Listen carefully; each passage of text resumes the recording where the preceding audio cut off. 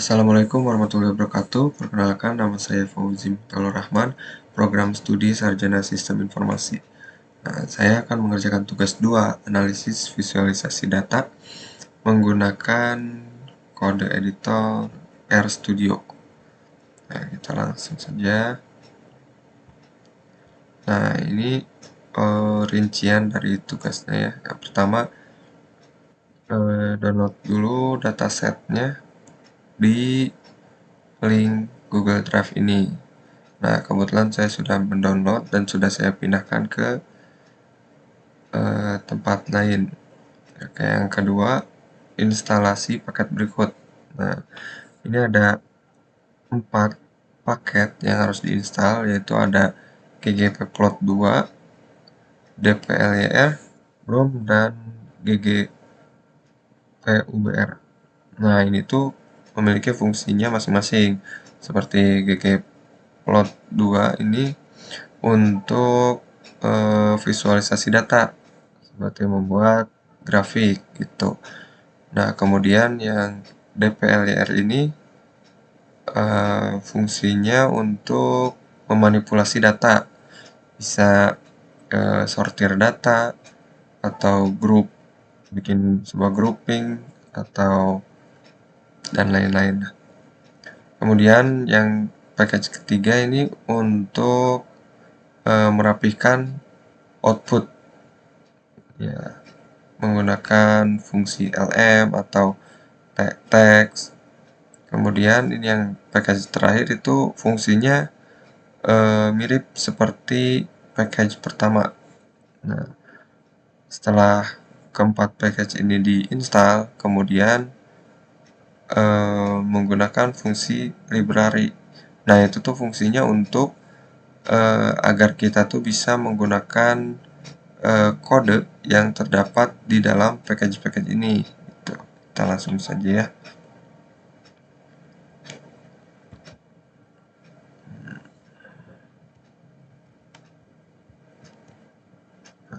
Kita kopas saja.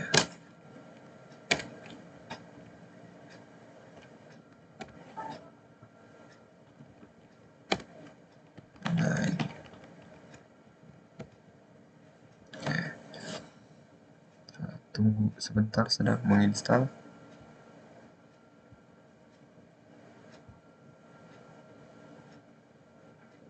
Oh, sudah beres terinstall ya. Karena saya sudah pernah menginstal, jadi lebih cepat karena ini hanya menampilkan ulang gitu. Kemudian kita input nih.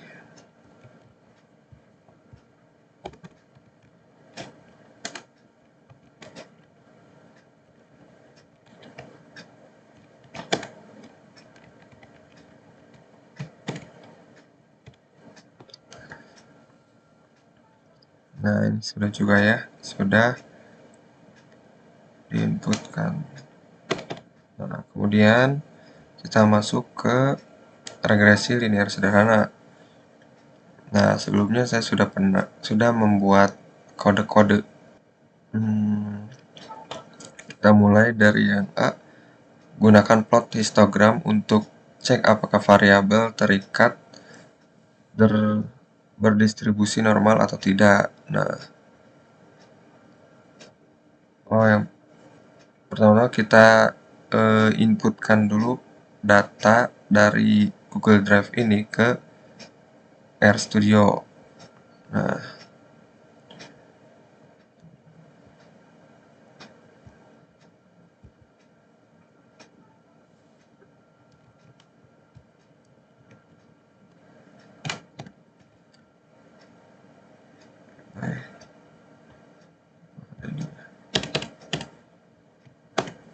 oke, datanya sudah masuk ya. Nah, ini datanya. Ini ada banyak data. Oke, kita lanjut. Nah, seperti yang tercatat di sini, fungsi read.csv itu untuk membaca file dengan eksistensi CSV. Nah, yang terdapat dalam direktori ya.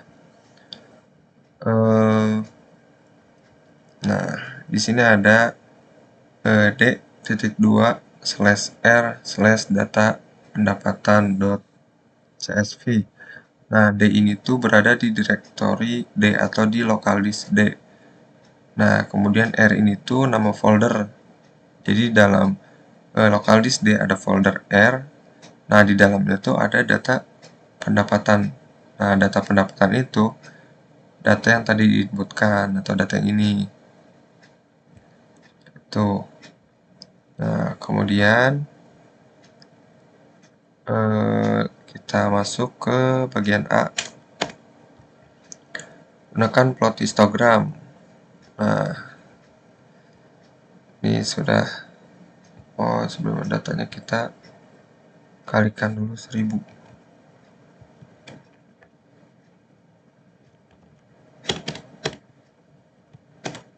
Nah, sudah dikalikan 1000 ya.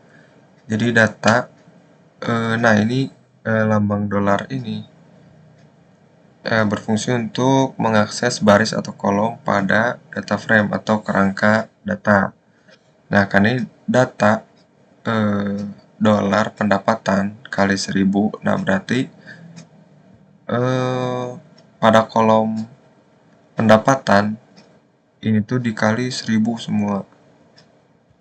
Seperti itu. Selanjutnya kita masuk ke bagian A.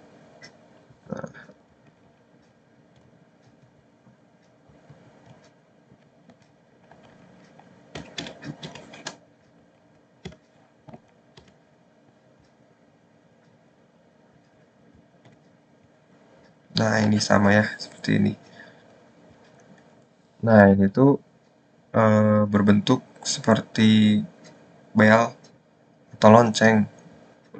Nah, ini tuh bersifat simetris karena sebelah kanan dan sebelah kirinya tuh mirip atau hampir sama gitu. Nah, ini kurva tertingginya itu kebahagiaan di skala nomor 4 dengan frekuensi 118. Tuh, selanjutnya masuk ke B. Nah, itu untuk ngecek terikat bebas hubungan linear. Oke, kita langsung aja. Nah, ini hasilnya setelah di inputkan kode ini.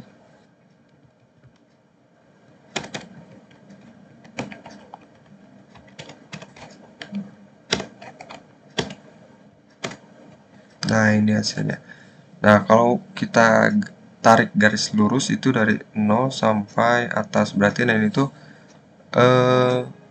garis lurus naik gitu. Nah, dengan titik-titik ini cenderung berkumpul pada satu garis. Nah, maksudnya pada garis tengah ya ini. Nah, gitu mengarah ke atas berarti menunjukkan korelasi atau memiliki hubungan yang positif. Nah, memiliki hubungan linear. Oke, kemudian kita masuk ke C.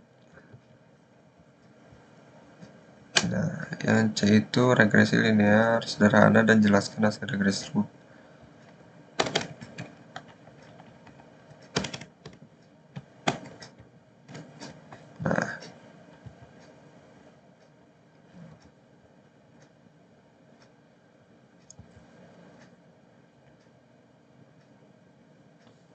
Nah, ini. Nah, jadi ini hasil dari regresi ya, regresi linear sederhana. Nah, jadi untuk melihat cara membacanya yaitu dengan melihat parameter seperti koefisien regresi, kemudian nilai signifikasi atau p-value, kemudian koefisien determinasi atau R kuadrat. Nah, jadi untuk membaca koefisien regresi itu bisa dilihat dari koefisien bagian intercept pendapatan dan estimate. Nah, pada baris pertama ada intercept. Nah, ini merupakan koefisien regresi variabel Y, yaitu 0,20. Nah, kemudian pendapatan ini tuh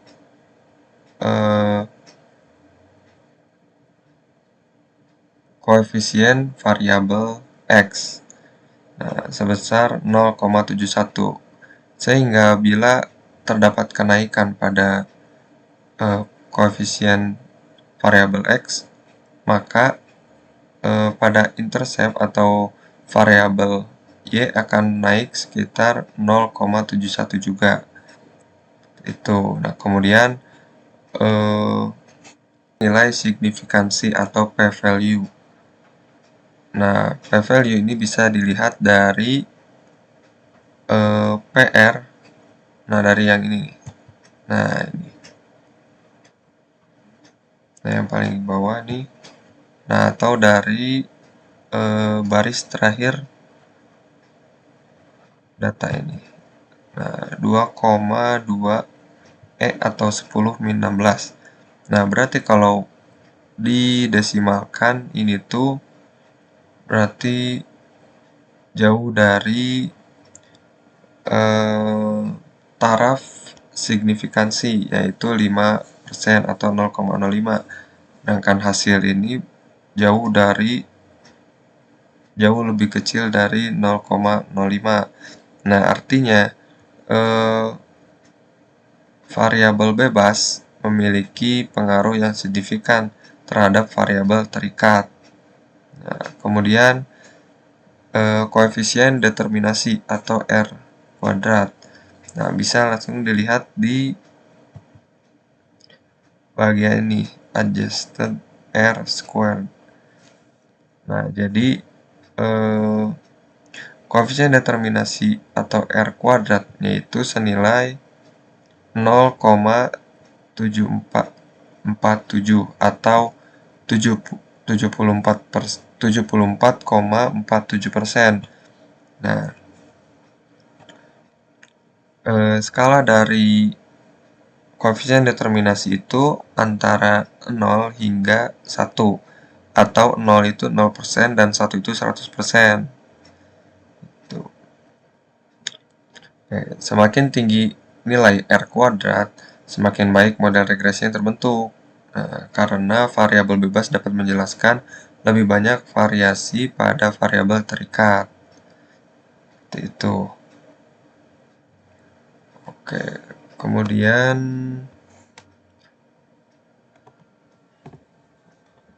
gunakan perintah plot nama variabel regresi kalian untuk cek homoskedastinitas. Oke. Yang D.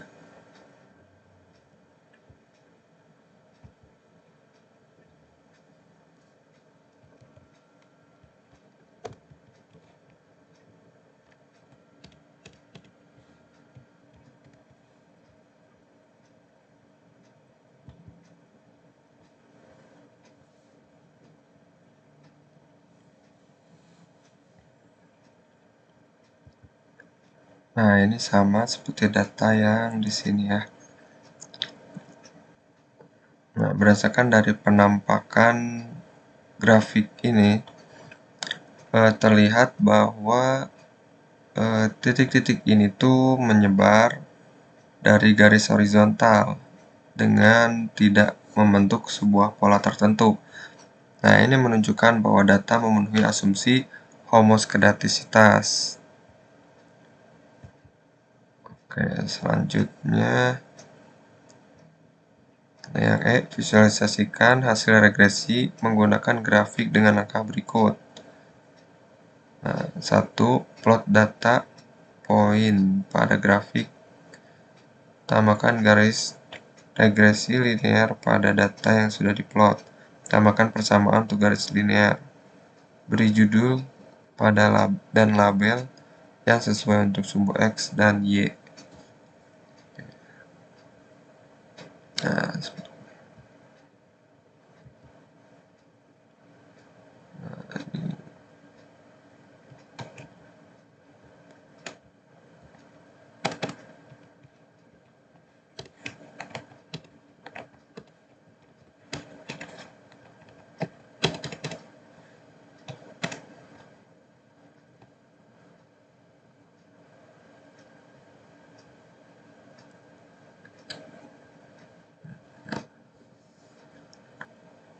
Nah, ini menunjukkan memiliki hubungan yang positif karena titik-titiknya itu saling berdekatan dengan garis lurus ini. Nah, seperti itu.